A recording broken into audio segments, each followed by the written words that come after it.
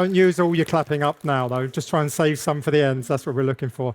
We'll go through and we'll do intros now. I wanted to leave that up there for the world's longest title for a presentation, shortly to be followed by probably my job title, which is probably a close second behind that as well. So we'll go through and we'll just do intros as well. So Head of Talent Resourcing and Employee Relations. The first two bits are the fun bit. The employee relations bit at the end, which faces off to the unions and dealing with people that are long-term sick and everything else, is probably more of the challenging side. But traditionally, kind of background, way too many years in recruitment, probably more than maybe even you've nearly been alive. So background is all TA from agency. You're going to hear this trend again: agency, RPO, and then into in-house. Just really bucking the trend for today. And then obviously, kind of back in terms of kind of leading the function at the bank, and then growing the function from there. We've got Charlotte Housley, who I have railroaded into today with one of those "it'll be good for your development" conversations. So apologies in advance, but remember that at mid-year we can have that conversation again. Can't wait.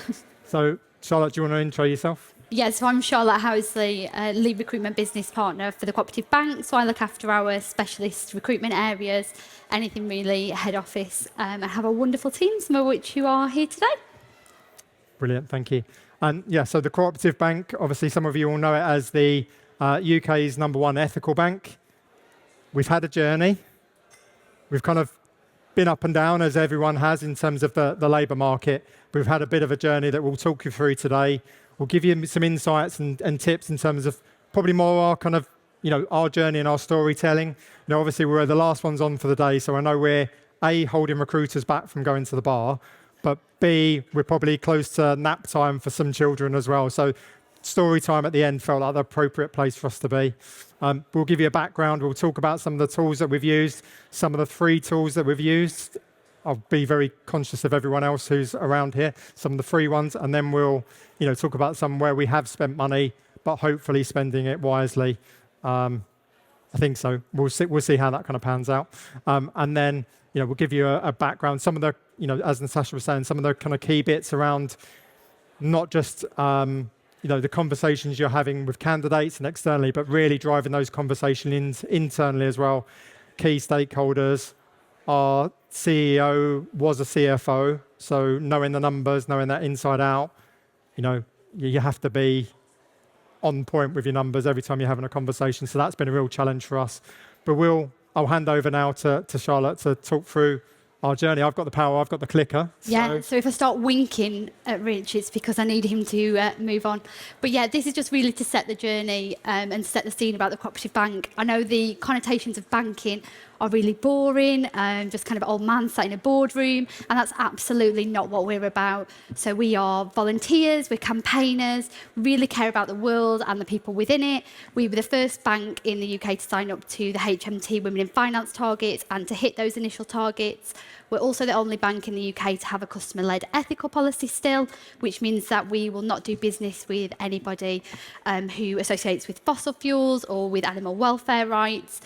So really, this is our brand as we stand today. Strong. But to give you the full context of the story, if I wink at Richard, he'll move. This is our roller coaster journey. So we've just celebrated, we are now 151 years old, and going back right to the very start of the roller coaster. You're targeting me there with that, aren't you? It's close. Going back to the very start of the roller coaster, we were on this great upward trajectory, Rochdale pioneers. We have a really strong brand message and brand engagement.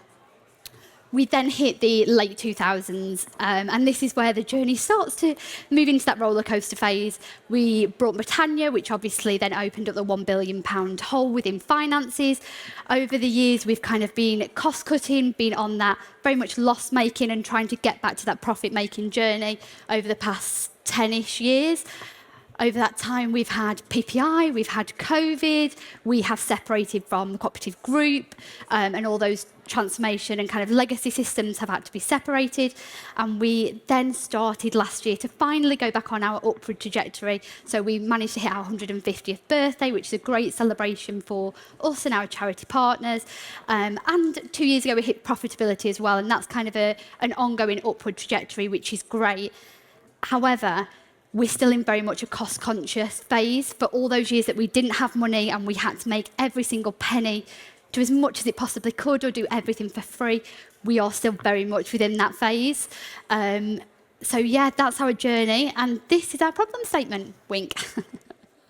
Thank you. So, if any of you were at the November IHR event, I talked about a Disney disaster. So that's the way we kind of control our narrative in the bank. If you look at the start of every Disney film, there's always a disaster at the front, whether it be, I'm still not over Bambi's mum, but if you're looking at in Frozen with the kind of ship kind of sinking, etc., etc. I don't want to go through all of them because they all start in a terrible, terrible way. I'm not emotionally prepared to go through that. But everything starts with a problem statement. We've got a few, so I'll try and keep it concise, but we've got a few problem statements. Growth. Why is that a problem for us? We were going into this year, we'd kind of done lots of work around resource planning, going to be entering this growth phase. Almost the kind of conversations from the CEO and from the exec, well, we're going to be going crazy. We're going to be going crazy recruitment. Bearing in mind last year we recruited 1,300 roles. This year was going to be busier. And that's from a team of, last year was a team of 8 that we built to a team of 10, and now on to a team of 11 or 12. So quite a lot of recruitment. 75% of that external, 25% internal, because we look after the internal piece and the internal mobility there as well. Well, we're going to be going on this massive growth trajectory.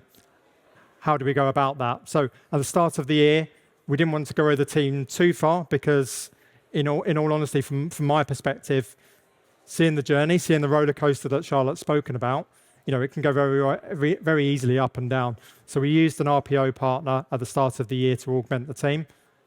We're currently exiting that RPO partner after 6 months because the roles aren't coming through at the pace that we were expecting. So we augmented the team. Hiring manager expectation off the back of all the comms around this kind of massive growth phase. And if you think about it, we are in a growth phase as a bank, but people have got less money in their current accounts. Mortgage rates are kind of increasing as well. So actually that disposable income for everyone, or people, having the ability to save more cash is just not there. So that's where it's impacting our kind of profit line at the moment. And then the exec communications were really strong. We're going to be going in this growth phase. Let's really, put all of that kind of recruitment you've wanted to do for the last 2 years and we've said no to. Let's just chuck it all out there and let's get started. And then probably the other kind of key bits, which is probably, I think maybe slightly unique to us, maybe not. We all have unicorn roles which are made up and don't really kind of mean anything when you go out to the external market. I think that's probably exemplified at the bank. We have got a really lean structure. If you look at my job title at the start, there's elements there that you wouldn't feel are natural kind of bedfellows, but we've got that. Whenever we go out and we're trying to recruit, especially in the specialist world, in our head office world, quite often, because we have been through that cost cutting, we are really lean as a bank, as our kind of structures. We've got almost people doing 3 or 4 different jobs that are just kind of merged together. People have picked them up over the years and tagged things on, and that actually is a real challenge to us because you're almost, in kind of, in property terms, you're looking for that kind of one property that ticks every single box. But actually, the reality is we've got someone who wants 8 bedrooms, a swimming pool, and also, land and everything else, but is not willing to compromise on any of those things. So how do we kind of go around that, the reactive skills that we've got, which roles are the priority? So we'll talk a bit about the kind of data and how we use that. And then obviously the last bit is kind of external factors around the UK economy, skills gaps, where everyone's feeling the pinch. So as Charlotte said, it's not about not spending, it's about whatever budget you do have, however big or small, just really spending it in the right way. Cue everyone, give me daggers from the supply chain that's out there. So move on to the next slide, which is me as well. So Natasha spoke about the communications are the key things, the key people you need to get on board. When we've looked at it, some of the key kind of relationships from our side was around using the problem statement. What is that problem statement? Recruiting all these roles or the economy and the challenges, how can you use that in TA to your advantage? What story can you tell? What is your Disney disaster that you can kind of get out there? And how do you use that data and the data off the back of that to really back up your story and your narrative, whether it be around recruiting from a diversity perspective, whether it be the types of skills that you're looking for, locations and where you're recruiting. All these things kind of matter, but you need to control that narrative. So obviously, a big part of it is the wonderful recruitment team, their relationship with the hiring managers and the briefings that we do.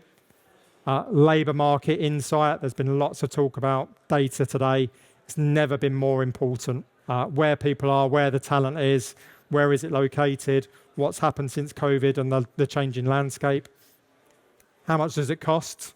So obviously with a CEO that was the CFO and another CFO in place, we've almost got two people that are the key decision makers that are all about the numbers.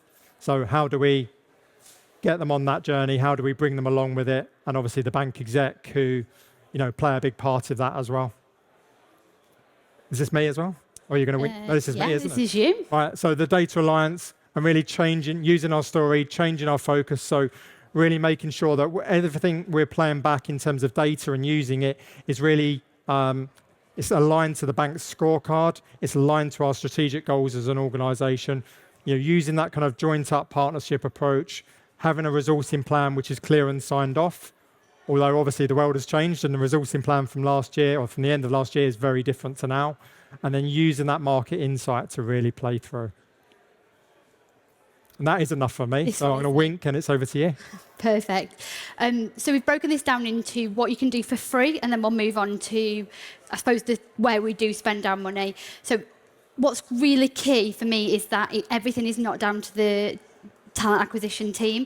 As much as hiring managers might think it is, it absolutely has to be a partnership between us, between the business, between hiring managers. The business might be branding and marketing. Hiring managers have networks, so if you look at specific areas, they might have been in that industry for years and kind of know insiders and know where we should be hitting in the market and where their people are going to. So we then split it up into internal and external hiring. As Rich said, internally, we do have 25% of our roles that are filled internally. So it's really keen for us to understand the role, understand what are the key skills that are needed. We had a lot of feedback from internal colleagues that said these job specs or these job adverts are really technical. We don't understand them and we wouldn't actually apply for them. That's really great feedback. So now we really have to unpick with managers what are they want, what are the key skills that they need, and then how can we go and train that out with the colleagues or get training involved in the colleagues. One thing that is missing that we find in our internal colleagues is things like stakeholder engagement. We are quite a small bank in comparison to your main street banks, which means that the exposure is really big. From most roles kind of at head office, you have exposure up to at least kind of definitely heads of, sometimes execs. So it's about having those challenging conversations and being able to communicate and to present to them. So that's something that we then kind of look to train out maybe at internal careers days, where we help internal candidates look at their CV and how they can progress within the business. Another thing that we do is internal spotlight days. So again, just bridging that gap between the colleagues that we have and the manager's expectations. So we might have senior leaders open up a video chat and talk about what their team is doing, what technologies we're using, who they would like to bring into their team. And I think that helps to really bridge the gap in terms of what they're looking for, and candidates can then start to see where they can fit into that rather than thinking, that's definitely not something that I can do. And then moving on to external hiring. So, of course, there's the free advertising, so you kind of Indeed and your Glassdoors, but actually use them as the review sites as well. So really utilise them to understand the feedback that you're getting. So you might be getting great feedback. People obviously write more negative feedback than positive when they've had a bad experience. But actually look at that, work with managers and see if there's gaps in the recruitment process, if there's gaps in the onboarding process, and use that to elevate the brand. There's a huge percentage of candidates now who look at review sites before even applying for a role. So really need to use that to your advantage. One thing that's worked really well for us recently is the video adverts. So it's nothing fancy. It's absolutely managers kind of selfieing on their phone for a minute. We give them a few hints and tips, so they might talk about their team, why they joined the bank, what kind of skills that they want people to have, and that works really well. It's just a minute. All we do is edit it and put subtitles on so it's accessible, and then post it onto our socials. We get normally around double the amount of impressions than we do as a static advert, and the engagement tends to be much more higher on those. And then the other thing that I just wanted to talk around was university partnerships. So at the Cooperative Bank, like Rich said, we have unicorn roles, but we also have areas of the bank where we absolutely know are skills gaps. So one of ours is in risk. Nobody, a little bit like recruitment, nobody goes into recruitment and kind of goes to university thinking that that's where they want to go into. The exact same happens within our risk function. So nobody thinks they want to go into corporate credit risk, and that's kind of their skill set. So for us, it's about understanding what that key skill set is. We believe that key skill set is statistics and maths. So we then work with kind of universities to go in and deliver, talk to those students and really understand and get them on that trajectory. Talk about how great a career in risk is. I know it doesn't sound very fun, but if you're into kind of maths and statistics, it's definitely a fun career. And then they love to kind of have work experience and things, but it really builds out that talent pool. So we then engage with those students kind of throughout their life cycle at university, and then afterwards we'll put them onto our talent pools, hopefully kind of newsletter out to them once a month, just talking about what's going on in the bank, and definitely use it as an employer branding piece. Winking. So where we spend our money then? Yeah, where do we spend our money? So, of course, we do use traditional advertising methods, but realistically for us, data is absolutely king. I know Rich kind of said it earlier, 2 ex-CFOs in the bank, that is for us where we absolutely need to spend our money. So for us, it is the most important factor is driving that narrative. So we want to understand, are the job titles that we're using the correct ones in industry? Are the unicorn ones that we've just made up and actually make 0 sense and candidates aren't searching for? Our market insights help us to understand what those job titles are and what they look like, what other companies are calling them, and also where that talent is as well. So we're very lucky that we are a remote workforce, although our head office is in Manchester. So we can put into the database the role that we're looking for, and it will tell us what the best location is. So we can then search and kind of key skill people that might be based down south, whereas kind of historically we've been looking up in Manchester. And then also just getting that creative. So did you want to say something, Rich? Sorry. No. Oh, sorry. I was just really interested. Oh, you're looking at... That's my interested look. Oh, okay. Sorry. I should use this more often. So the really fun thing, well, I think it's fun anyway, is recruitment standards that we are starting to use is geofencing. So that's digital advertising to, it's both as a physical location and as a digital location as well. So physically, we can put a 10-mile kind of circle around our call centres, and when anybody walks into that invisible barrier, they will then start to see our digital advertisements. So we can use that as an employer branding piece. We can kind of hit campaigns there specifically for our contact centres, or we can kind of target women in finance adverts. We can target kind of tech, and we can target our competitors as well. But also we can do that digitally, so we can look at the tags and what people, if you think about kind of the algorithms and what you search, we can then put that into the database and start to target people who we would like to work at our organisation. It's about linking those two together, though. So you need to know where the talent is, what skill sets they have, where they're looking, especially in that remote world that we're now in, and then tag it onto the geofencing to look at, actually, can we target a bank that may be coming to Manchester soon and target their head offices, maybe named after a kind of a different type of bird, potentially. We can target those guys.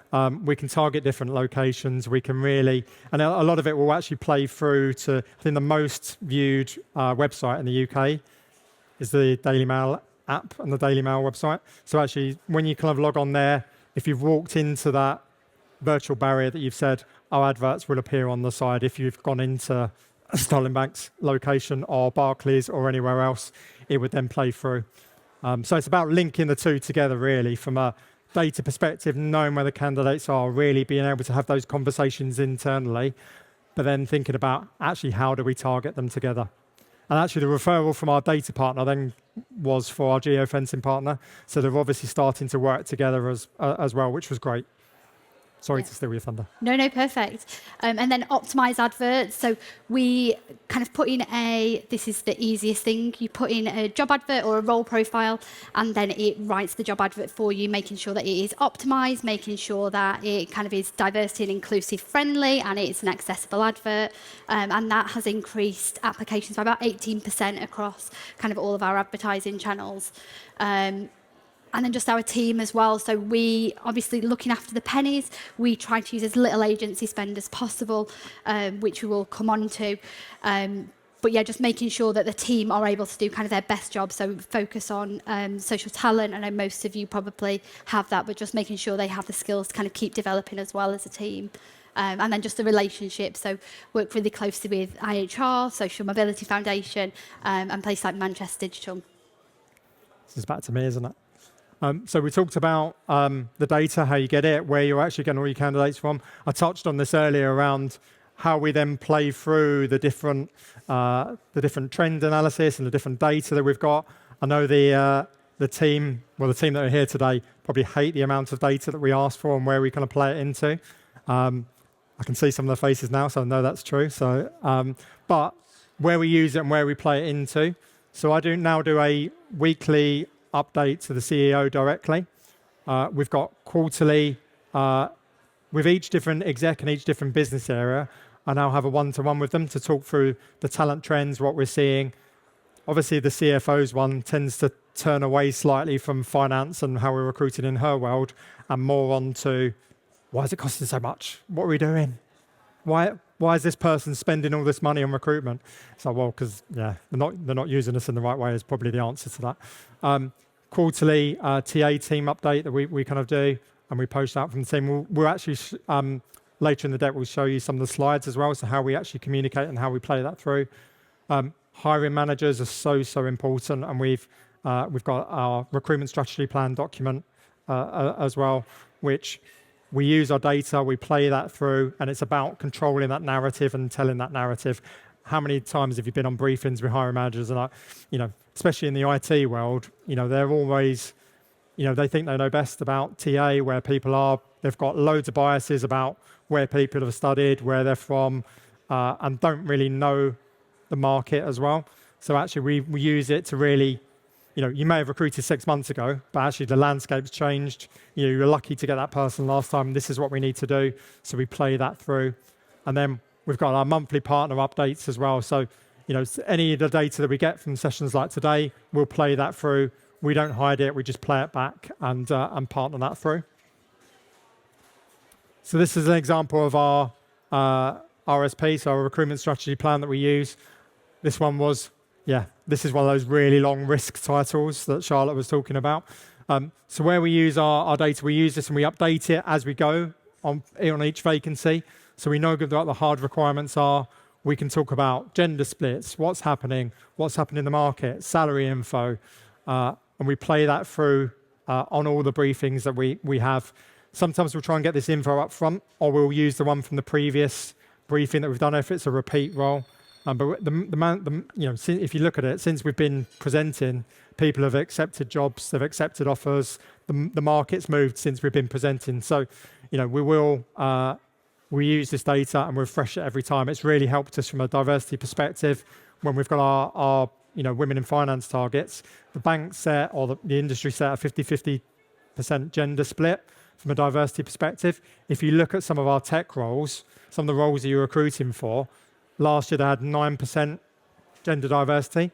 So how do we get to 50%? I mean, it's almost set an unachievable goal. So we use that data, we play it back, and we said, we're not going to hit 50% here, but what can we do to achieve that? And last year the team actually achieved 29% on some of the software engineering roles. So it's not the 50%, but 29% is a hell of an achievement from Charlotte and the team, which is great work. But we use that data and we play it through, and we do it consistently. So where we're using data and we're asking questions all the time, And I know the team will get bored with us asking for insight, but it really does make a difference when you then plan that back into the business. It also means when you come back to a vacancy, so you might have had a vacancy 6 months ago, and then you have it again. So when we finish a vacancy, we update this to understand, just kind of give us notes, what were the challenges? Is there anything that worked really well in terms of success? Was it networking? How did we fill this vacancy? So we can almost, as soon as we get that role again, bring this straight up and think, right, this is what we did.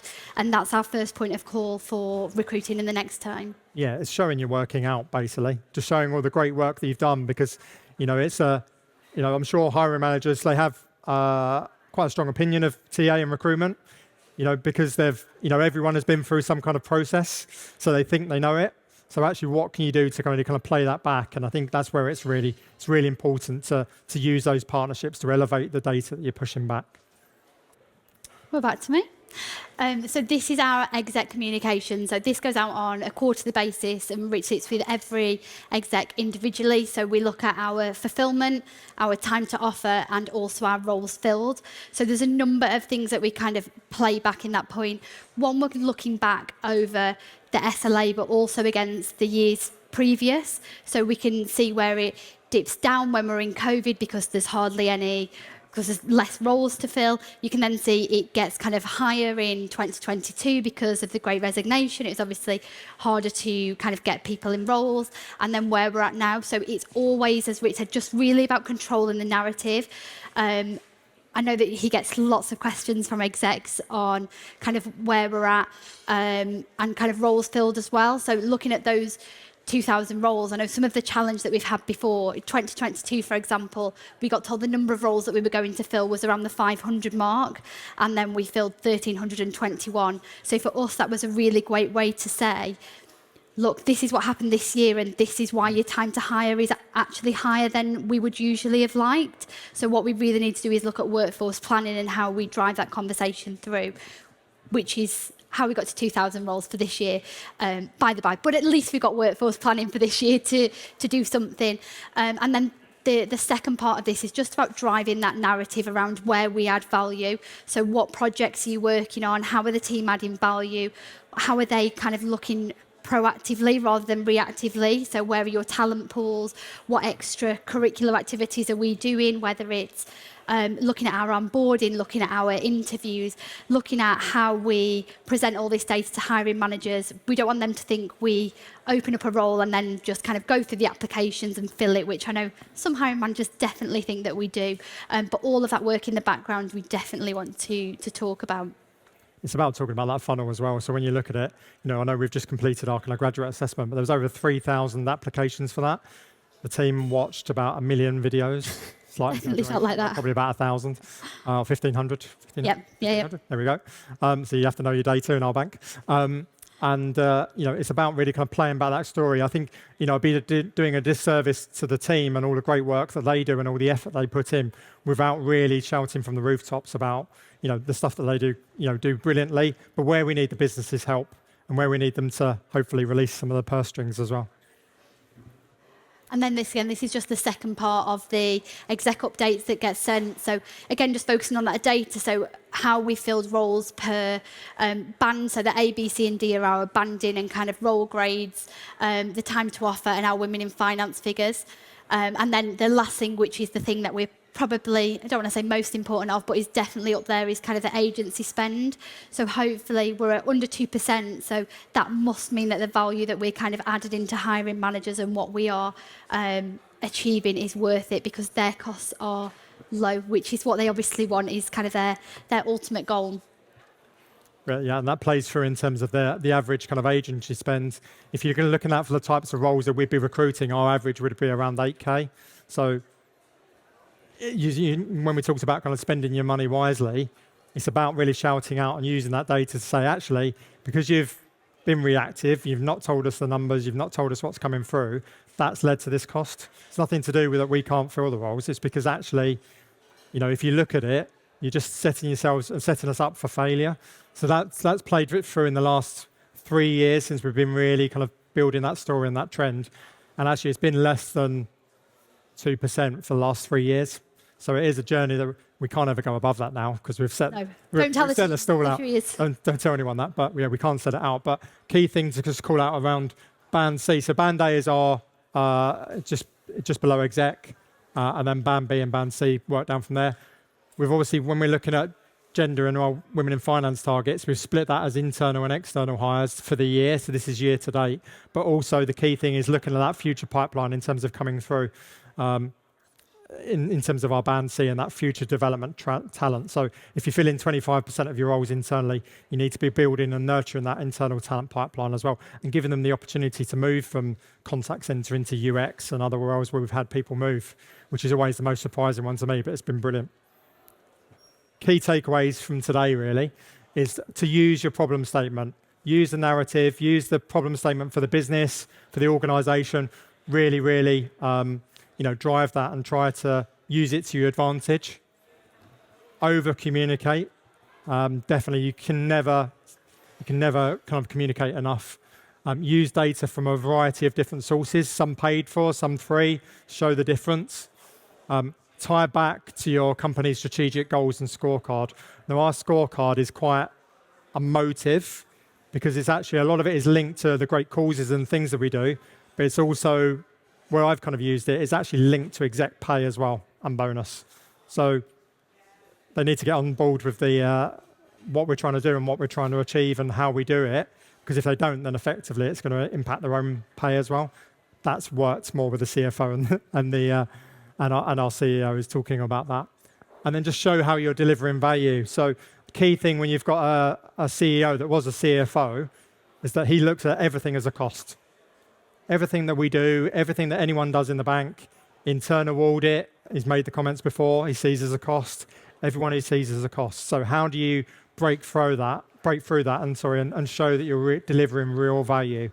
So hopefully today we've given you some insight in terms of our journey, our story, what our problem statement was, and then how we've gone about fixing it by using data with some creative solutions, some free and some paid for.